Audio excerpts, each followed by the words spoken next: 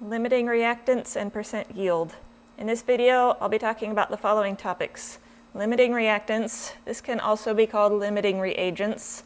I'll be talking about theoretical yield, actual yield, and percent yield. For each of these topics, I'll be discussing what they are, and we'll be going over calculations.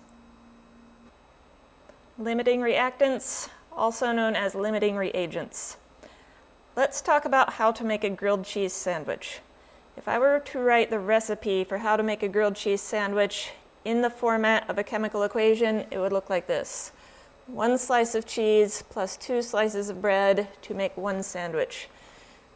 This reaction gives us information about the ratio of the ingredients, 1 to 2, versus ratio of the products. 1 slice of cheese plus 2 slices of bread reacts to make 1 sandwich.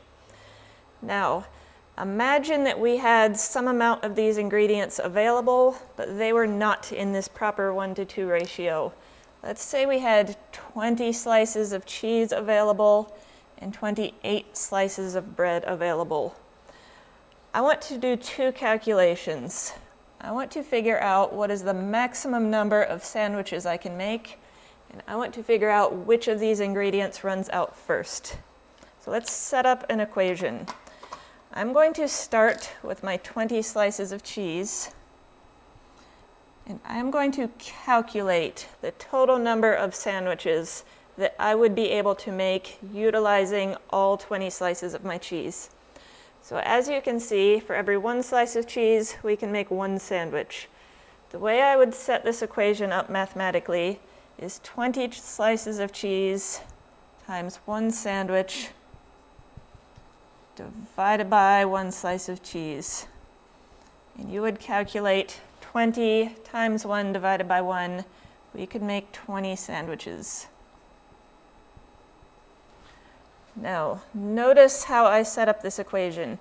Whenever you multiply by something and divide by that same thing, they cancel out. So I am essentially canceling out units of cheese. My units end up being just sandwiches. Now let's do a very similar calculation, but starting with my 28 slices of bread. I can make 1 sandwich per each 2 slices of bread. So to set this up mathematically, 28 slices of bread times 1 sandwich divided by 2 slices of bread.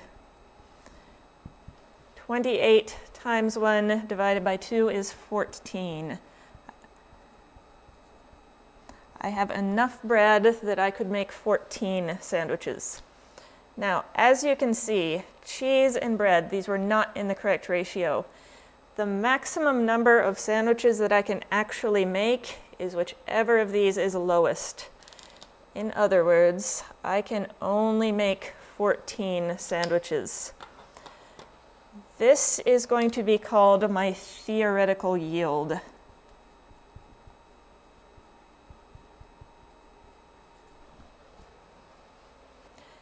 Limiting reactant or limiting reagent, that is going to be whichever ingredient runs out first. So if I could make the fewest number of sandwiches based on the amount of bread, that is going to make bread my limiting reactant. Limiting reactant.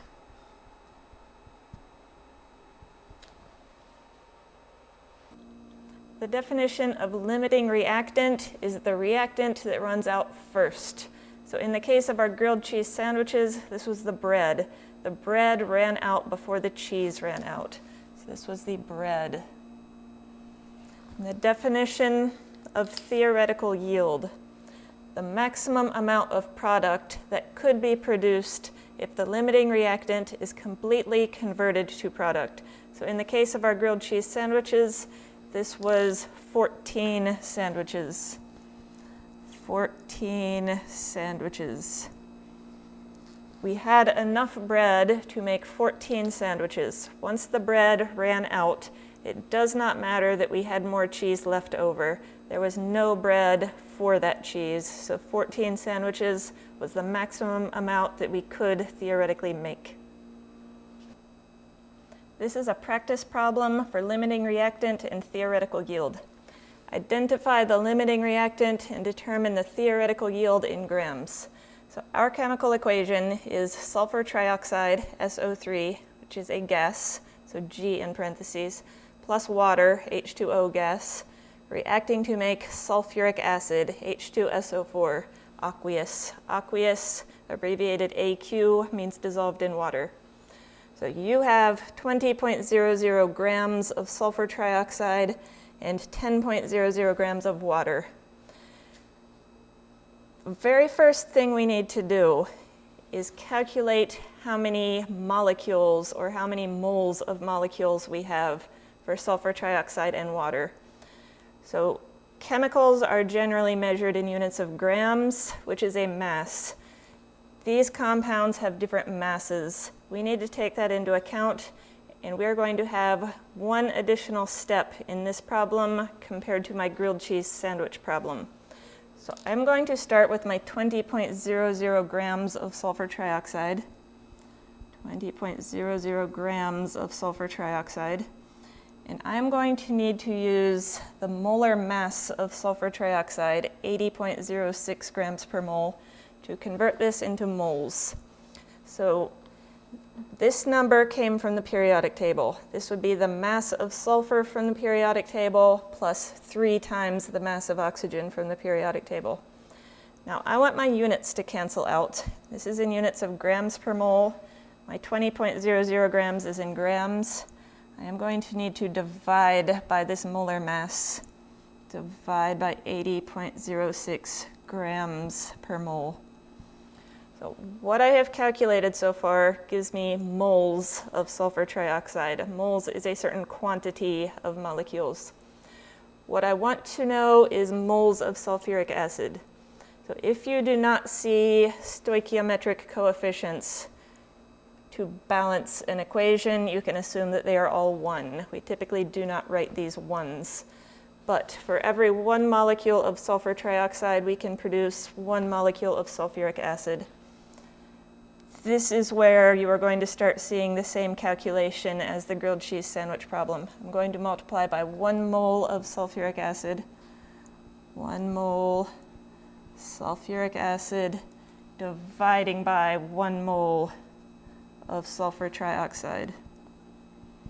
Okay, so this is based on our ratio of our stoichiometric coefficients, our balancing coefficients. So with 20.00 grams of sulfur trioxide, you would be able to produce 0.2498 moles of sulfuric acid. That is a quantity of molecules of sulfuric acid. Now we need to do a very similar problem over again, but starting with my 10.00 grams of water. 10.00 grams of water. So I first calculated how much sulfuric acid I could make if the sulfur trioxide reacted to completion. Now I want to do that same calculation but for water. So 10.00 grams of water. This time I am going to need to divide by my molar mass of water, 18.02 grams per mole.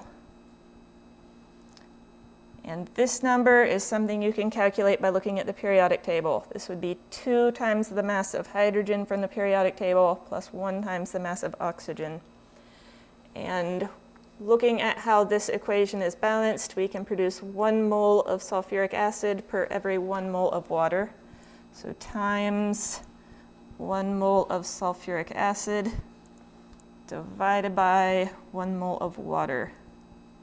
So the total amount of sulfuric acid that theoretically could be produced if our 10.00 grams of water reacted to completion would be 0.5549 moles of sulfuric acid.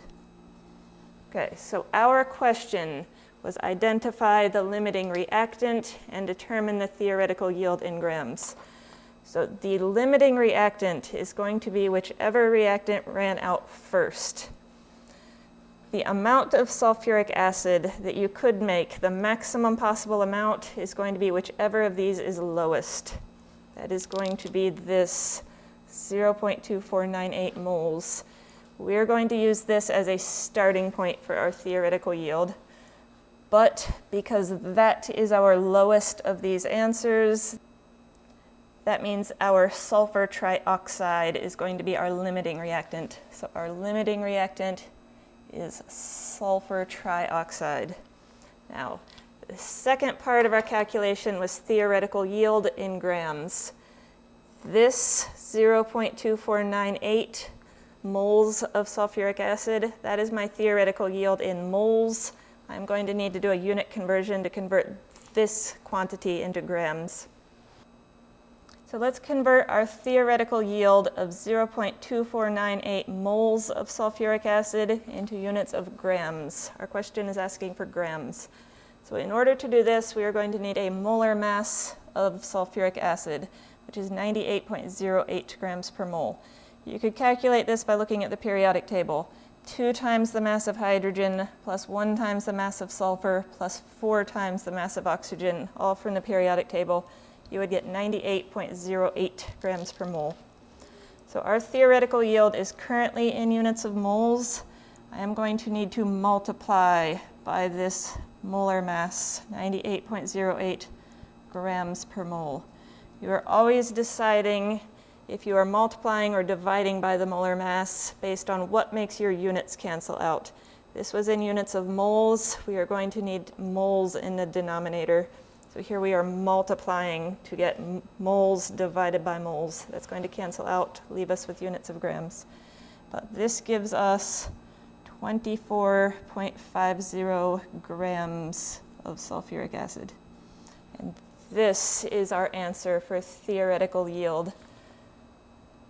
24.50 grams. So let's say you've carefully measured out the amounts of reactants that you're using. You've calculated your theoretical yield. You've gone to a laboratory. You've carried out this reaction. And at the very end, you measure the amount of product that you actually produce. The amount that you're expecting to produce is your theoretical yield, but that's not always the amount that you actually produce. So we have another quantity called the actual yield, the amount of product actually produced. The actual yield is not something you can calculate. This would be a quantity that you'd need to measure in a lab. So a lot of times the actual yield would be ever so slightly smaller than a theoretical yield. Maybe the reactants didn't actually react to completion. Maybe a side reaction occurred that you weren't expecting. If, on the other hand, your actual yield is a little bit higher than the theoretical yield, a high actual yield implies something is wrong. Maybe there's a contaminant that is increasing the mass of your product. Maybe you did calculations incorrectly. That should be a red flag case. But the actual yield is going to be some measured quantity. Now, percent yield, this is something we can calculate. Percent yield is actual yield divided by theoretical yield times 100. Now, whatever units that your actual and theoretical yield are in, those units need to be the same. They can both be in grams, they can both be in kilograms, they can both be in moles.